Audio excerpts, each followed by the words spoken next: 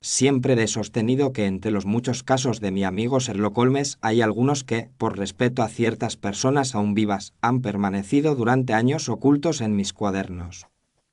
Uno de esos casos que atañe al destino de un muchacho y a la obra de un ingeniero inglés lo he llamado en mis notas el caso del anillo de Briarwood. Ocurrió en una época en que yo compartía todavía el cómodo alojamiento del 221B de Baker Street con el hombre más extraordinario que he conocido. Aquella mañana Londres estaba envuelto en una niebla baja que se pegaba a los cristales y hacía que las ruedas de los carruajes sonaran apagadas en la calle. Holmes se hallaba en su sillón favorito, una pierna recogida bajo el cuerpo y la otra estirada hacia el fuego, con los ojos semicerrados y la larga pipa curvada entre los dedos. Sobre la mesa reposaban, junto a su lupa inseparable, varios periódicos doblados y un puñado de telegramas que yo había visto llegar durante los días anteriores. Yo estaba terminando el desayuno cuando oí los pasos familiares de nuestra casera en el pasillo. Señor, hay un caballero de Scotland Yard que desea verle con urgencia. Holmes no abrió los ojos, pero la sonrisa apenas perceptible que cruzó su rostro delgado me indicó que había escuchado cada palabra. Si es quien creo, señora Wilson, dígale que suba y que traiga consigo todo el barro y la confusión de su caso. Un instante después, el siempre enjuto inspector Lestrade apareció en el umbral con el gabán humedecido por la niebla y expresión de quien no acaba de decidir si se alegra o no de encontrarse allí. Buenos días, señor Holmes. Buenos días, doctor Watson. Le ofrecí asiento frente al fuego y observé cómo sus ojos recorrían la habitación con ese gesto entre curioso y desconfiado que tantas veces le había visto. No vengo con un asesinato esta vez, señor Holmes, ni con un ladrón de bancos, pero se lo confieso, algo en este asunto se me resiste como una espina bajo la piel. Siéntese, Lestrade, y alivie Scotland Yard contándome lo que le atormenta. El inspector se acomodó, cruzó las manos sobre las rodillas y respiró hondo antes de comenzar su relato. Se trata de un colegio de muchachos, un internado respetable llamado Briarwood School, en el sur del país. En los últimos días alguien ha entrado allí por la noche en varios edificios, forzando puertas y ventanas con mano hábil, pero sin causar daños de gravedad. Podría parecer una simple serie de entradas ilegales, casi como un juego de jóvenes, si no fuese por un pequeño objeto desaparecido y por unos relojes que se obstinan en contradecirse. Vi que los párpados de Holmes se alzaban apenas y que en sus ojos surgía el brillo agudo que anunciaba el despertar de su mente analítica. Hable del objeto, Lestrade, porque los relojes sabré hacerlos hablar yo mismo. El objeto es un anillo de oro antiguo, una joya familiar que pertenecía a un muchacho de 14 años, alumno del colegio, de nombre Lionel Arnave. Según el director del centro, ese anillo forma parte de una herencia peculiar, ligada al trabajo de un ingeniero fallecido, padre del muchacho. No sé qué pensar, señor Holmes, pero el director insiste en que el valor de la pieza no se mide en quilates. Siempre me han interesado las herencias cuyo peso no se mide en balanzas. Continúe. Ha habido 3 noches de intrusiones, siempre después de que el colegio quedara cerrado y los muchachos en sus camas. La primera noche el bedel nocturno halló una ventana entreabierta en el claustro y marcas de barro junto a la puerta del despacho del director. La segunda noche alguien se aventuró por el corredor de los dormitorios y dejó señales claras de haber forzado sin éxito la cerradura de una habitación. En la tercera noche el intruso logró entrar en el dormitorio de Lionel Arnave y sustraer el estuche de ébano en el que se guardaba el anillo. El muchacho no despertó ni oyó nada según afirma, y ningún otro objeto fue tocado. El inspector hizo una pausa como si esperase que Holmes restara importancia al asunto. Entradas nocturnas, un colegio aislado, un anillo helado y usted ha mencionado relojes que se contradicen. Ahí está la médula, Lestrade. Ahí precisamente es donde yo me pierdo, señor Holmes. El bedel, un tal Jenkins, asegura que la primera intrusión tuvo lugar al dar las 11 del reloj de la torre. La segunda noche jura que oyó las 12 campanadas justo antes de ver una sombra pasar por el corredor. En la tercera ocasión sitúa el ruido de la cerradura en torno a las 10:30, cuando todos los muchachos deberían estar ya dormidos. Y sin embargo los adultos que podrían albergar un motivo tenían coartadas sólidas apoyadas en esas mismas horas y en otros relojes del lugar. Los relojes son como los testigos, inspector. Rara vez coinciden del todo y a veces uno de ellos ha sido instruido para mentir. No pude evitar sonreír ante la imagen de un reloj aleccionado por un criminal, pero la seriedad de Holmes me devolvió al terreno de los hechos. Lestrade continuó enumerando los personajes que orbitaban alrededor del colegio y del muchacho Hargrave.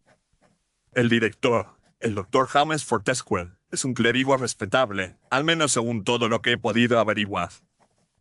Hay varios maestros, entre ellos un tal Wilcox que se ocupa de ciencias y un prat de latín, y todos parecen más preocupados por exámenes que por intrigas. El muchacho Lionel es huérfano de padre y madre y está bajo la tutela de un primo de su padre, el señor Arthur Hargrave.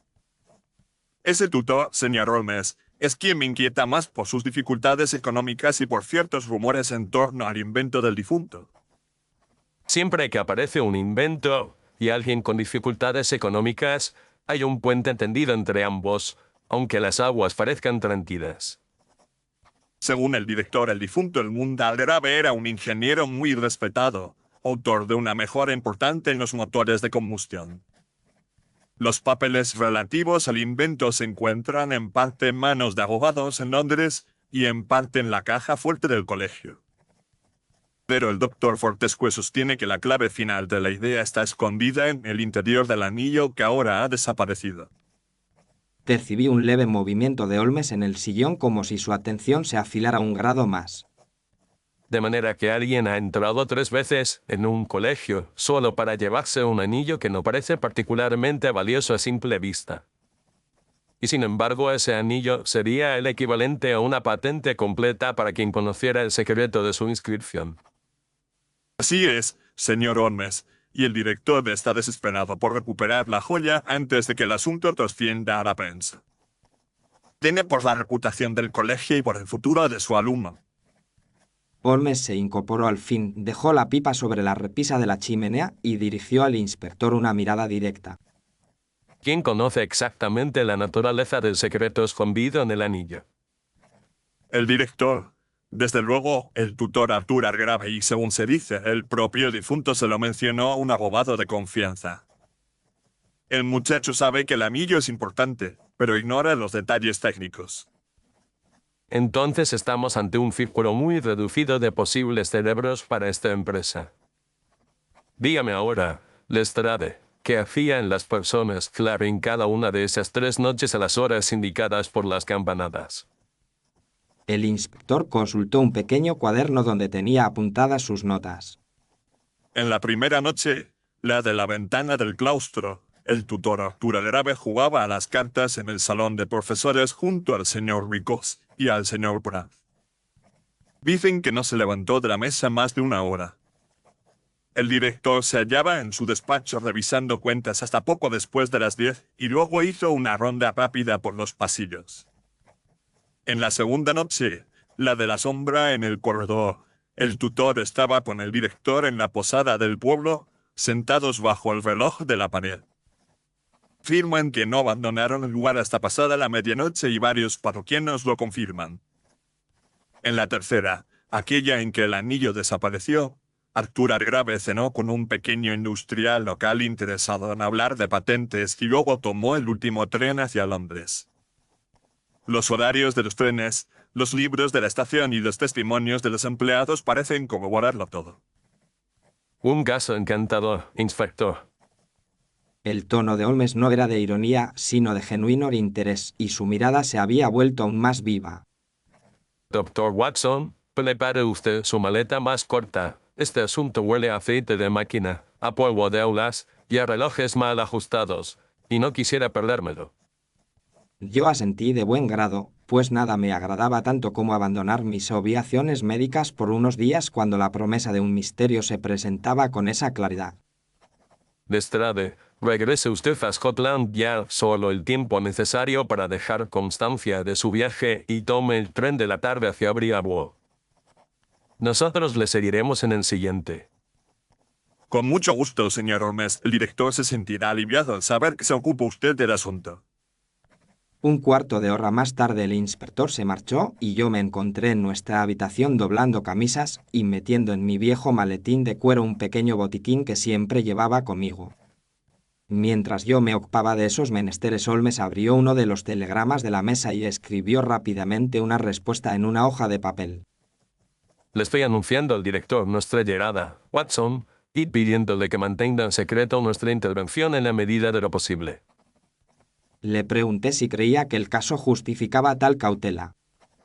Cuando un invento no publicado y una herencia se mezclan, las paredes adquieren orejas, y prefiero que esas orejas no sepan todavía a quién van dirigidos mis pasos.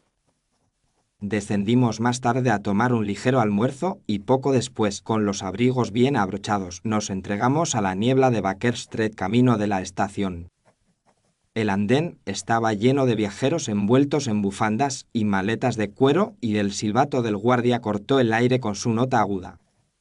Nos instalamos en un compartimento de segunda clase frente a frente mientras el tren arrancaba con un lento tirón y comenzaba a dejar atrás los barrios exteriores de Londres.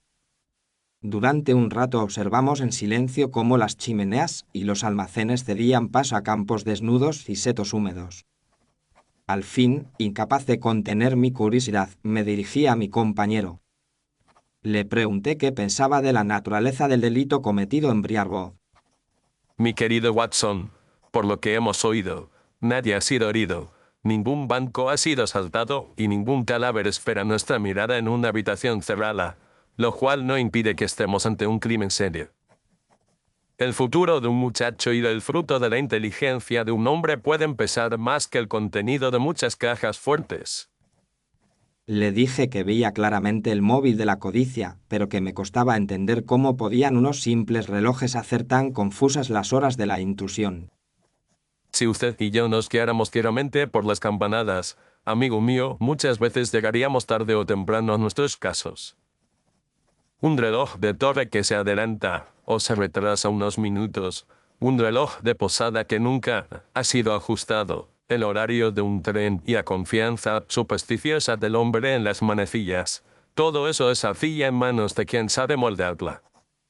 Yo había visto ya en otras ocasiones cómo mi amigo reconstruía una noche entera a partir de un billete de tren arrugado y aún así me sorprendía que se mostrara tan seguro con tan pocos datos. No me atrevería a nombrar todavía al culpable, pero sí me permitiré una conjetura sobre su naturaleza, Watson. Le animé a exponerla. No ese muchacho, por supuesto, ni uno de sus compañeros, pues el objetivo elegido no es un objeto vistoso, sino conceptualmente valioso. Tampoco parece ser un ladrón profesional que huye tras el primer botín visible. Necesitamos a alguien que conozca el valor oculto del anillo, que se mueva con libertad suficiente por el colegio y sus alrededores y que tenga la inteligencia adecuada para manipular relojes, cerraduras y trenes. No fue necesario que pronunciara nombres para que la figura de Arthur Argrave surgiera en mi mente con su doble papel de tutor y posible heredero de las ventajas del invento. El resto del viaje transcurrió en una mezcla de silencio y breves observaciones por parte de Holmes sobre el paisaje, los postes telegráficos y la dirección del viento que parecían tener para él significados que a mí se me escapaban. Llegamos a la pequeña estación cercana a Briarwood al caer la tarde, cuando el cielo adquiría un matiz violeta y las primeras luces de gas se encendían en las calles del pueblo. Un coche del colegio nos esperaba, enviado por el director en respuesta al telegrama de Holmes. El trayecto desde la estación hasta el colegio nos llevó por un camino bordeado de olmos desnudos con el edificio principal alzándose al fin sobre una ligera elevación. Briarwood School era un conjunto severo de ladrillo oscuro con una torre cuadrada en cuyo remate se veía el reloj mencionado por Lestrade. Al bajar del coche el aire frío nos golpeó el rostro con un olor mezclado de tierra húmeda y carbón. Fuimos conducidos al despacho del director donde nos aguardaba un hombre alto de barba gris y sotana negra que se presentó como el doctor James Fortescue. Les agradezco profundamente su presencia, señores, y en especial la suya, señor Holmes, aunque he prometido ser discreto respecto a su intervención. Holmes inclinó la cabeza con una cortesía que reservaba para aquellos a quienes respetaba de entrada. Nos holga recibir su confianza, doctor, y haremos cuanto esté en nuestra mano por esclarecer este asunto. El director nos indicó unas butacas de respaldo recto frente a la chimenea de su despacho. De todos los peligros que amenazan a un colegio, jamás pensé que tendría que enfrentarme a un enemigo que entrara de noche con herramientas de cerrajero. Las familias confían en mí, señores, y el escándalo sería devastador para estos muchachos. Le pedí que nos explicara con sus propias palabras el asunto del anillo y del invento del ingeniero Hargrave. Edmund Hargrave fue mi amigo, desde la juventud, doctor, un hombre de gran talento y carácter escrupuloso. Dedicó años a desarrollar una mejora para ciertos motores de combustión que, según expertos, ahorraría combustible y aumentaría la potencia. Desconfiaba del espionaje industrial y de las manos demasiado habidas, por eso decidió dividir la información relativa a su invento. Parte de los documentos están en manos de abogados en Londres, otra parte reposa en mi caja fuerte y la pieza final está grabada en el interior del anillo que perteneció a su familia durante generaciones. Pregunté con sorpresa cómo podía ser que un anillo minúsculo guardara información tan importante. En el interior de la alianza, en la superficie que queda en contacto con la piel, hay una inscripción microscópica apenas visible incluso con lente. Se trata de símbolos y cifras que completan la descripción del mecanismo que Hargrave no quiso entregar a nadie mientras viviera. Sabía que su salud era frágil y por eso envió el anillo a este colegio junto con su hijo bajo mi custodia moral, por decirlo así. Temía que en la ciudad el muchacho estuviera más expuesto a influencias interesadas. Holmes escuchaba con una atención que se manifestaba en breves movimientos de sus dedos sobre el brazo del sillón. ¿Quién conocía, además de usted y del difunto, la existencia de esa inscripción en el anillo? El tutor legal del muchacho, su primo Arthur, lo supo por boca del propio Edmund. También hay un abogado en Londres al tanto, pero no creo que haya salido una palabra de su despacho. Pregunté por el carácter de Arthur Hargrave. Es un caballero de modales agradables, pero no puedo negar que arrastra complicaciones económicas. El propio Edmund lamentaba esa circunstancia, aunque confiaba en que con el tiempo su invento pudiera ayudar también a su familia. Holmes pidió entonces detalles precisos sobre las 3 noches de intrusión. En la primera noche el bedel nocturno, Jenkins, descubrió una ventana del claustro ligeramente abierta poco después de oír las 11 en el reloj de la torre. Cuando revisamos más tarde el despacho, hallamos marcas en la cerradura como si alguien hubiera intentado forzarla sin lograrlo. En la segunda noche Jenkins vio una sombra en el corredor de los dormitorios en torno a las 12 y al acercarse notó señales de haber tocado la cerradura del cuarto donde guardo ciertos documentos.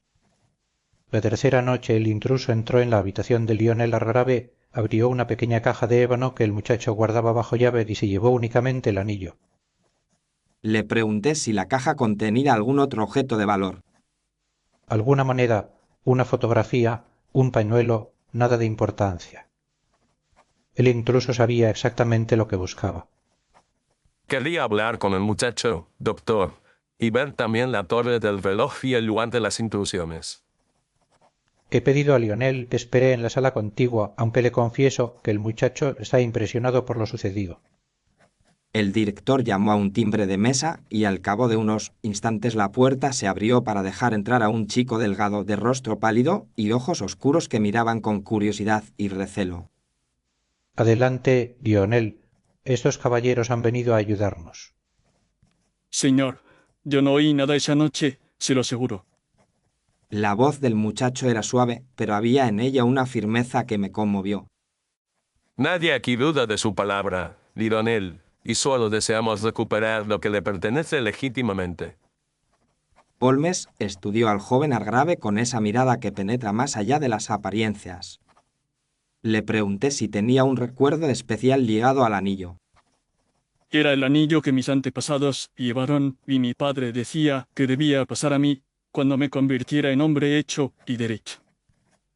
Sabía que tenía relación con su trabajo, pero nunca me explicó los detalles. Solo decía que era una llave para un futuro mejor. Le pregunté por su primo Arthur.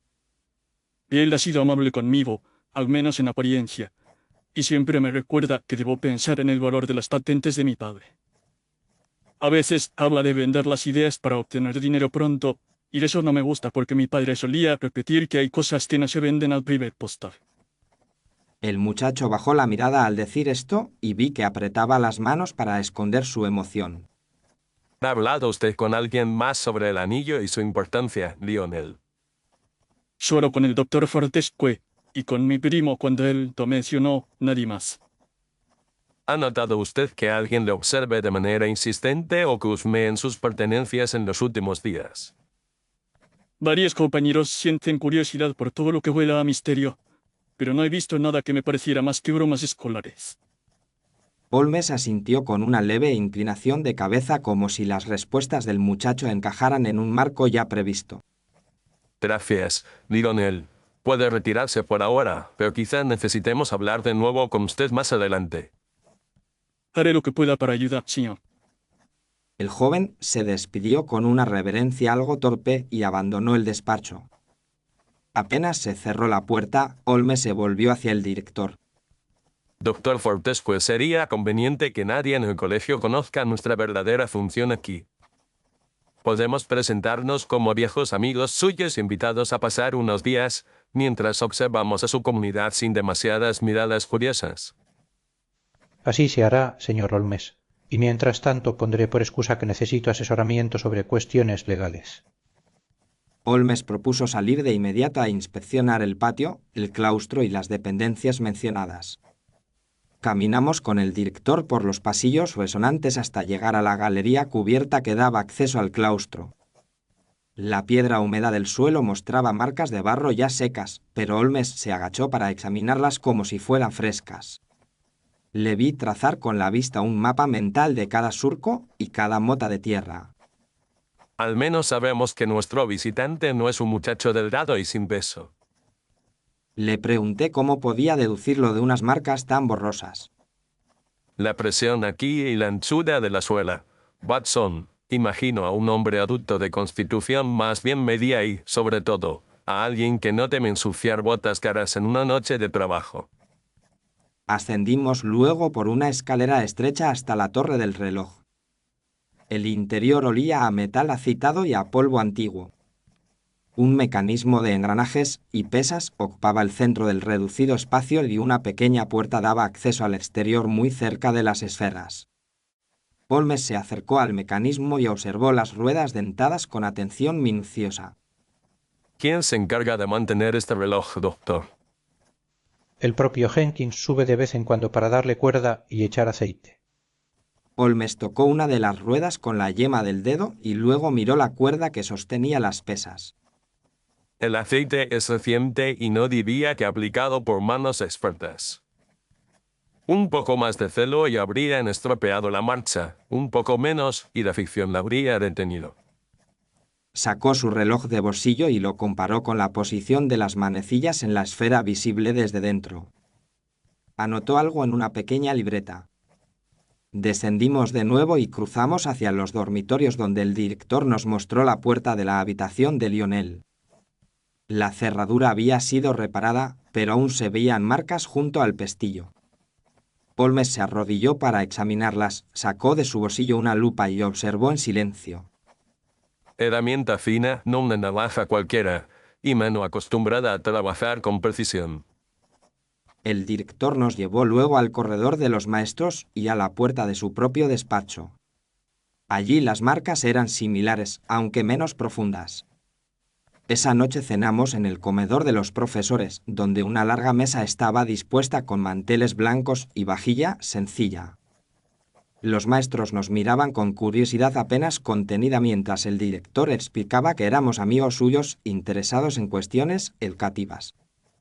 Entre ellos estaba el tutor Arthur Argrave, un hombre de mediana edad, rostro agradable y bigote cuidado que me observó con atención cuando fui presentado como médico.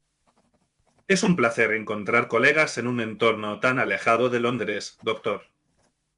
Le respondí con cortesía mientras Holmes mantenía una conversación ligera con el maestro de ciencias sobre experimentos realizados en el laboratorio del colegio. Observé que durante la cena Arthur mencionó en varias ocasiones las dificultades de mantener un internado en tiempos inciertos. Las familias buscan resultados rápidos, señor, y muchas veces olvidan que la formación de un muchacho es un trabajo de años. Sus ojos, sin embargo, se desviaban de vez en cuando hacia el adolescente Lionel, sentado en una mesa aparte con otros alumnos. Después de la cena, los muchachos se retiraron a sus dormitorios y los adultos se quedaron un rato en la sala de profesores. Se sacó una baraja de cartas y el señor Wilcox propuso una partida amistosa. Yo fingí interés por un periódico mientras anotaba mentalmente quién se movía, quién salía del cuarto y quién consultaba su reloj. Holmes, por su parte, parecía absorto en una pipa que no encendiera, pero yo sabía que ningún detalle escapaba a sus ojos. A su debido tiempo nos retiramos a las habitaciones que el director nos había asignado como invitados. Antes de dormir me encontré con Holmes de nuevo en el pasillo. Watson, mañana tendremos que visitar también la posada del pueblo y hablar con nuestro hombre del reloj atrasado. Le pregunté si creía que el caso se resolvería con rapidez. El tiempo es el arma de nuestro adversario, amigo mío, y por tanto también será la cuerda con la que se ate a sí mismo. A la mañana siguiente emprendimos un breve paseo hasta la posada, que se encontraba en la pequeña plaza del pueblo frente a la iglesia. El interior olía a cerveza derramada y a leña quemada y sobre la chimenea colgaba el grueso reloj de pared al que Lestrade se había referido. Holmes pidió una taza de café y, mientras el posadero la preparaba, se plantó bajo el reloj con expresión de inocente curiosidad. Sacó su propio reloj y fingió sorprenderse al ver la diferencia de hora. El posadero respondió que el reloj de la posada siempre había ido un poco atrasado y que nadie se había quejado de ello. Holmes le hizo algunas preguntas anodinas sobre las visitas nocturnas de los profesores del colegio. Pronto supimos que el director y Arthur Hargrave habían pasado allí la segunda noche crítica, sentados bajo ese mismo reloj atrasado, mientras en la torre del colegio otro reloj podía haber estado adelantado o retrasado a voluntad. De regreso al colegio nos cruzamos con el bedel Jenkins, un hombre robusto, de manos gruesas y rostro surcado por arrugas que se mostraba orgulloso de su papel en la vigilancia nocturna. Había recibido órdenes de no comentar demasiado el asunto con los alumnos y parecía encantado de tener por fin oyentes nuevos. Jenkins nos relató con gran detalle cómo las campanadas de la torre le habían marcado las horas en que vio sombras sospechosas. Holmes escuchó sin interrumpir y al final solo hizo una pregunta. Cuando se encontró la ventana del claustro abierta, Jenkins, ¿recuerda si el viento soplaba fuerte o si la noche estaba calma?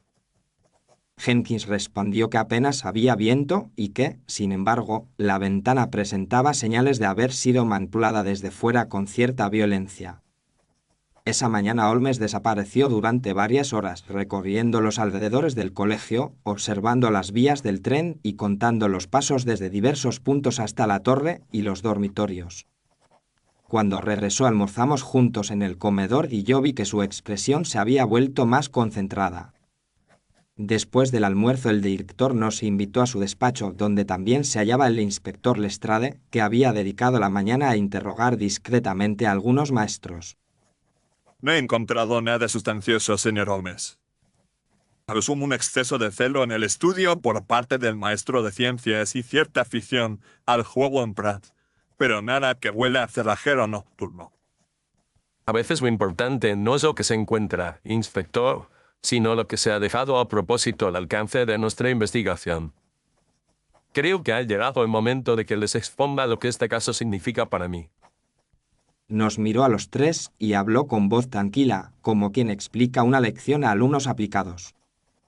Tenemos un colegio aislado, un muchacho heredero de un invento valioso y un tutor con apuros económicos. Tenemos también un director honrado que guarda documentos en una caja fuerte y que solo ha revelado el secreto del anillo a un círculo muy reducido.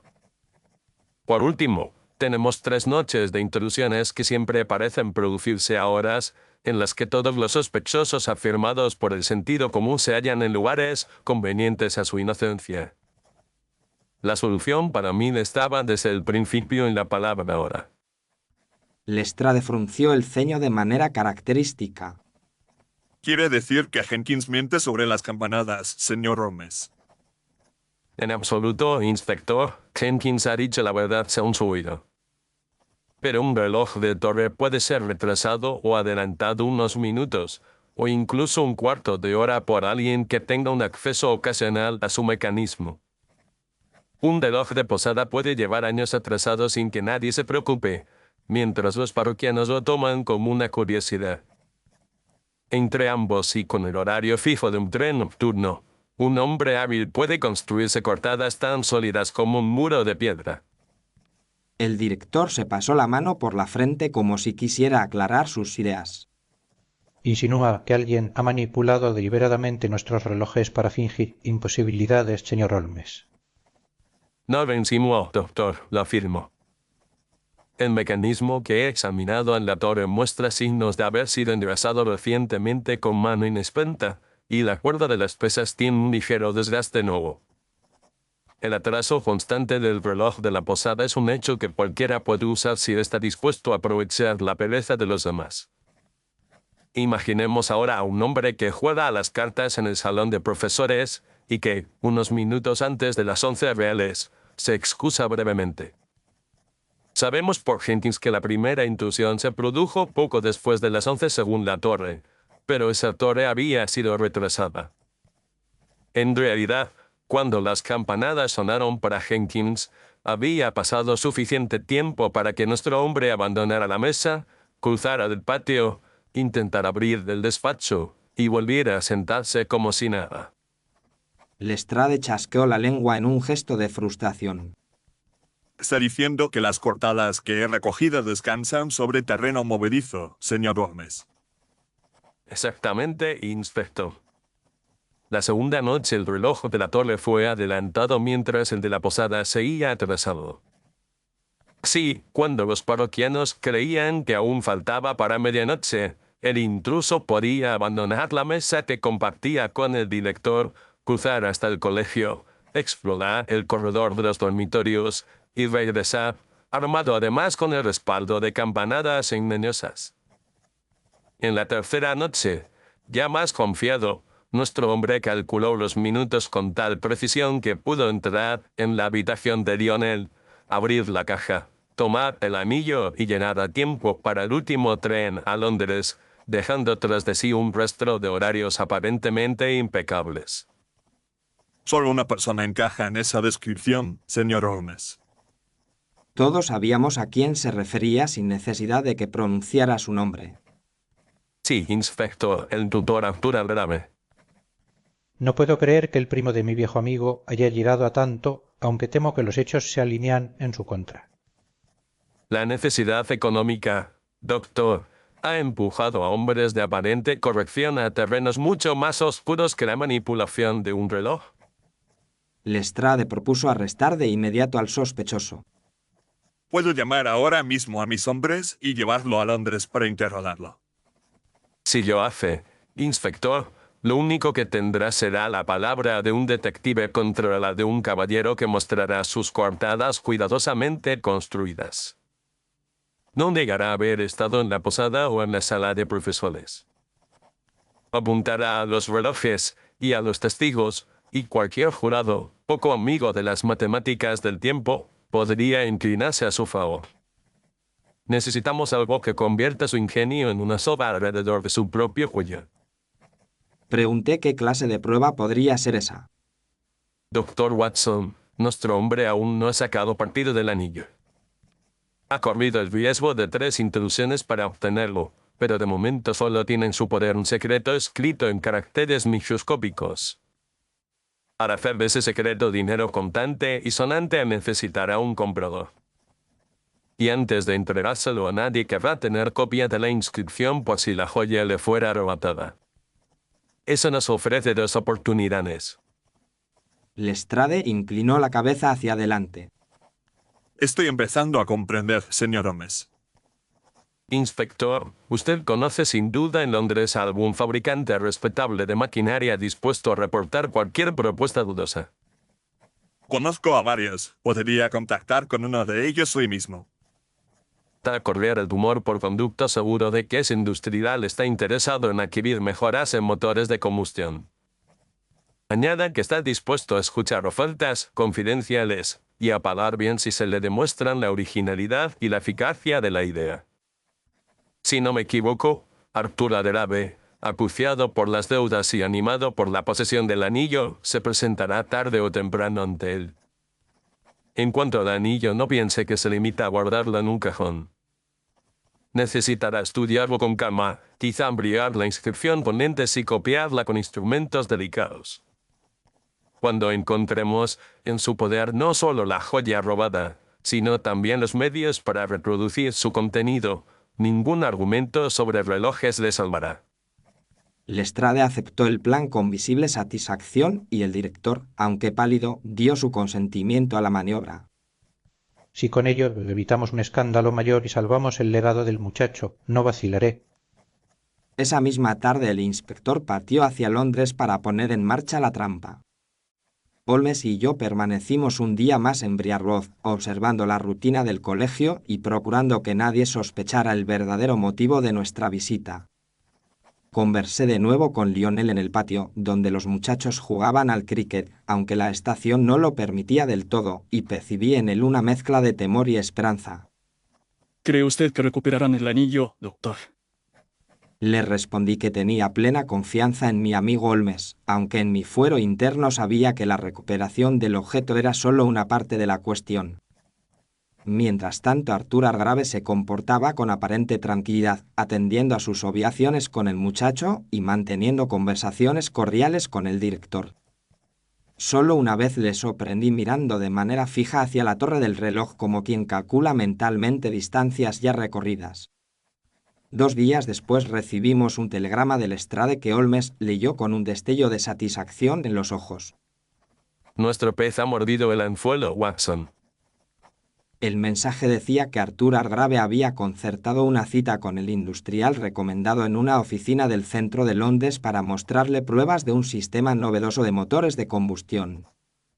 Partimos esa misma tarde hacia la ciudad y al anochecer nos encontrábamos ya en Baker Street revisando con Lestrade los últimos detalles del plan. El encuentro tendrá lugar mañana por la mañana. El industrial está advertido de que debe mostrarse interesado, pero prudente, y de que debe pedir ver pruebas concretas de la invención. No olviden observar no solo el anillo, sino también cualquier instrumento que nuestro hombre lleve consigo. Busquen lentes, papeles con símbolos copiados, agufas finas, todo aquello que indique un intento de reproducir la inscripción. A la mañana siguiente nos situamos en una habitación contigua a la oficina del industrial con una puerta entreabierta que permitía ver sin ser vistos. El industrial, un caballero corpulento de bigote gris, se sentó tras su escritorio mientras Lestrade se ocultaba en un rincón desde el cual podía intervenir cuando fuera necesario. Poco después de la hora fijada, Arthur Grave fue anunciado y entró con paso firme, vestido con un traje sobrio pero bien cortado. Le agradezco que me haya concedido esta entrevista con tan poco margen, señor. Sus manos mostraban un leve temblor, perceptible solo para quien, como Holmes, se fija en esas cosas. Observé que llevaba un pequeño estuche de cuero y un pañuelo cuidadosamente doblado. El industrial le invitó a sentarse y le preguntó en qué consistía la mejora que pretendía ofrecer. Desde nuestro escondite solo podíamos oír fragmentos de la conversación, pero los gestos eran elocuentes. Arthur abrió el estuche y sacó de él una lente de aumento y un instrumento de punta fina. Luego desenvolvió el pañuelo, mostrando el brillo reconocido del anillo de oro. Pude ver cómo colocaba el anillo bajo la lente y señalaba algo en su interior con la punta del instrumento. En ese preciso momento Lestrade se adelantó con paso rápido, seguido por 2 agentes que habían estado esperando en el pasillo. Arthur Grave, en nombre de la ley, queda usted arrestado por el robo del anillo de Lionel Grave y por la intrusión en las dependencias de Briarwood. El tutor se levantó de golpe con el rostro súbitamente descompuesto.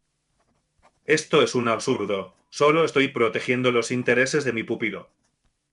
Lestrade tomó el anillo y el estuche, que contenía además una pequeña hoja de papel con símbolos torpemente copiados. Veremos qué opina un juez cuando escuche cómo consiguió usted estos objetos. Holmes, que había permanecido en silencio hasta entonces, dio un paso adelante. Le advertí, señora Grave, de que los relojes son testigos incómodos cuando se les manipula. Arthur intentó mantener cierta dignidad, pero las pruebas eran demasiado contundentes. No he hecho más que asegurar el valor de un legado que de otro modo se habría perdido en manos de abogados. Holmes no respondió y Lestrade se llevó al prisionero para los trámites formales. Más tarde, en Baker Street, discutimos con el inspector y con los representantes legales de la familia Argrave la manera de proceder. Se tomó la decisión, influida en gran parte por el director Fortescue y por la propia prudencia de Holmes, de evitar un escándalo público que habría marcado para siempre al muchacho. Si firma la renuncia a toda pretensión sobre el invento y la tutela y si acepta abandonar el país, podríamos evitar un proceso. Holmes estuvo de acuerdo, aunque dejó claro que la vigilancia sobre Arthur durante un tiempo prudencial sería imprescindible. El anillo fue devuelto a la custodia del director y los papeles del invento quedaron en manos seguras, con la promesa de que cualquier beneficio futuro se administraría en beneficio de Lionel. Unas semanas más tarde nos encontrábamos de nuevo en Briarwood para entregar personalmente el anillo al muchacho. El día era claro y los muchachos jugaban en el patio con la despreocupación propia de su edad. En el despacho del director Lionel nos esperaba con los ojos brillantes. Lo han encontrado. Holmes sacó el pequeño estuche de su bolsillo y lo depositó sobre la mesa. El anillo vuelve a estar donde debe. Lionel tomó la joya con manos temblorosas. Mi padre estaría agradecido. El director Fortescue, visiblemente emocionado, posó una mano en el hombro del muchacho. Su padre confió en que hombres honestos protegerían su legado, Lionel, y hoy se ha demostrado que no estaba equivocado. Mientras abandonábamos el colegio camino de la estación, el reloj de la torre marcó con precisión la hora correcta, como si quisiera saldar su deuda con la verdad. En el vagón que nos llevaba de regreso a Londres, Holmes se recostó en su asiento y encendió al fin la pipa que había mantenido apagada durante casi todo el caso. Le dije que me sorprendía lo mucho que había logrado deducir a partir de diferencias de minutos entre relojes aparentemente vulgares. La mayoría de los hombres, Watson, aceptan el sonido de una campana como aceptan los rumores de un periódico, sin preguntarse quién regula el mecanismo. Nuestro criminal confió en esa confianza ciega y no calculó que hubiera alguien dispuesto a subir una escalera y contar dientes de engranaje. Comenté que, en comparación con otros casos sangrientos, este parecía pequeño. Ningún caso es pequeño cuando afecta al futuro de un joven y el trabajo de toda una vida de un hombre de ciencia. Se han derramado ríos de sangre por sumas de dinero menores que lo que podría valer ese invento para la industria inglesa. Recordé la figura del muchacho Argrave, de pie junto a la ventana del despacho con el anillo brillando en su mano, y sentí que Holmes tenía razón. Unos días después, encontrándome ya en mi consulta, recibí una carta del director Fortescue informándome de que Lionel continuaba sus estudios con renovado ánimo y de que el asunto del anillo no había trascendido más allá del círculo de los directamente implicados. Añadía que el reloj de la torre había sido revisado a fondo y que, por primera vez en muchos años, marcaba con dignidad la hora exacta. Cuando mostré la carta a Holmes, una sonrisa fugaz cruzó su rostro. Incluso los relojes pueden corregirse, Watson, aunque hayan mentido durante años.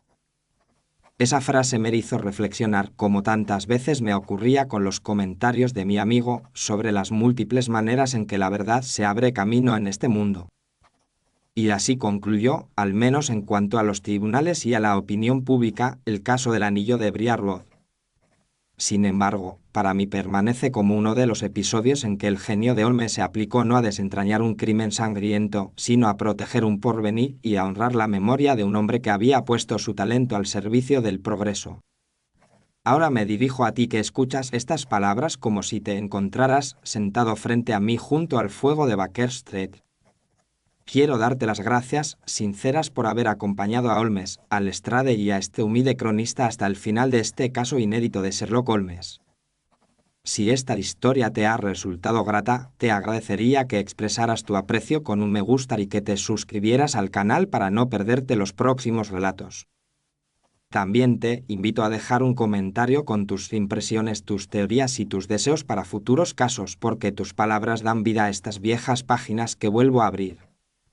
Si deseas apoyar de manera más directa este canal Casos Inéditos de Sherlock Holmes, puedes hacerlo mediante el código de respuesta rápida que verás en la esquina inferior derecha del vídeo a través del enlace que figura en la descripción.